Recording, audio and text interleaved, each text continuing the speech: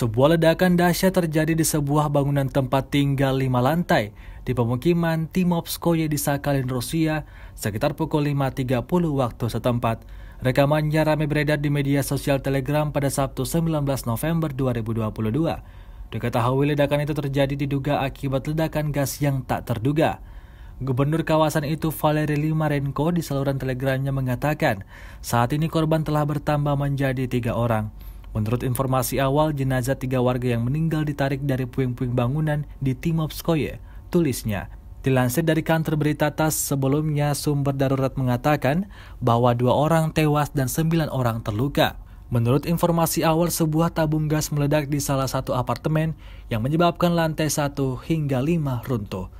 Tim penyelamat di tempat kejadian bekerja keras untuk menyelamatkan korban. Dengan 10 kendaraan dan 30 personel penyelamat terlibat dalam upaya itu. Bangunan bata ini dibangun pada tahun 1980 dan memiliki 80 apartemen. Itu tidak terhubung ke infrastruktur pasokan gas terpusat. Saat ini pemerintah telah menyiapkan penampungan sementara dengan tempat tidur, makanan hangat dan barang-barang lain yang diperlukan untuk warga terdampak.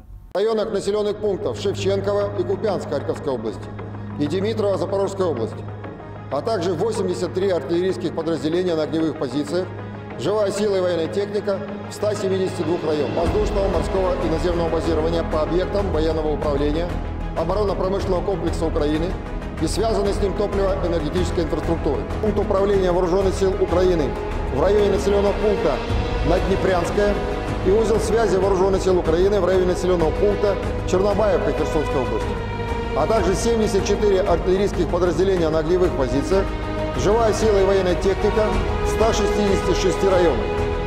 В ходе контрбатарейной борьбы уничтожены 2 украинские пусковые установки, реактивная система залпового огня «Ураган» в районе населенного пункта Жовтневая Харьковской области.